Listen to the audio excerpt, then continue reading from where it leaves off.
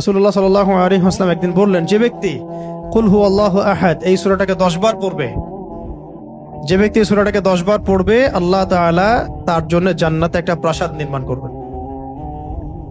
তো এই কথাটা শুনে ওমর রাদিয়াল্লাহু আনহু বললেন, ওমর ইবনুল খাত্তাব তিনি বললেন যে তাহলে তো আমরা অনেক প্রাসাদের অধিকারী হয়ে যাব ইয়া রাসূলুল্লাহ।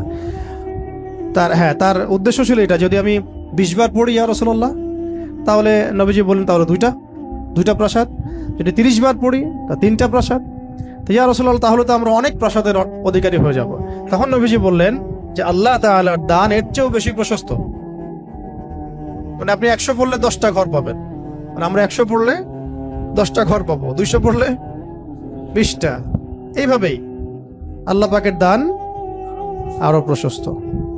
আর যে হাদিসটার কথা আমি বললাম, যেটা আমি আজকে আপনাদের জন্য এটা রেডি করতে গিয়ে জেনেছি আর কি, এটা আমার আগে জানা ছিল না। এটা জানার পরে আসলে আমাদের মনে হচ্ছে কেন এই আমলগুলো করি না। এত সময় দেখা যায় যে অনেক সময় অনলাইনে বসে থাকছি, তাই না?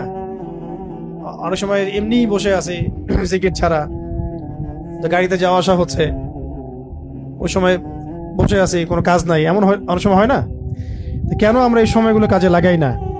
এই লাস্ট হাদিস, একজন সাহাবী ছিলেন যার নাম মুয়াবিয়া ইবনে মুয়াবিয়া বিন মুয়াবিয়া আল মুজানি রাদিয়াল্লাহু তাআলা আনহু। তিনি ইন্তেকাল করেছিলেন এবং নবী সাল্লাল্লাহু আলাইহি ওয়াসাল্লামের তিনি সাহাবীদেরকে নিয়ে জানাজার নামাজ পড়া হলো।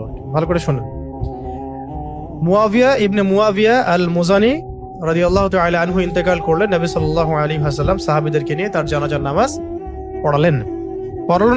পড়ানোর পরে নবী সাল্লাল্লাহু আলাইহি ওয়াসাল্লামের কাছে জিবরাইল আলাইহিস সালাম আগমন করলেন এবং তাকে জানিয়ে দেওয়া হলো ওয়াহির মাধ্যমে যে এই সাহাবীর জানাজায় আমি জিবরাইল আলাইহিস সালাম বলছেন 70,000 ফেরেশতা সহ আমি উপস্থিত হয়েছিলাম। 70,000 ফেরেশতা সহ এই জানাজা সালাতে আমি উপস্থিত হয়েছি।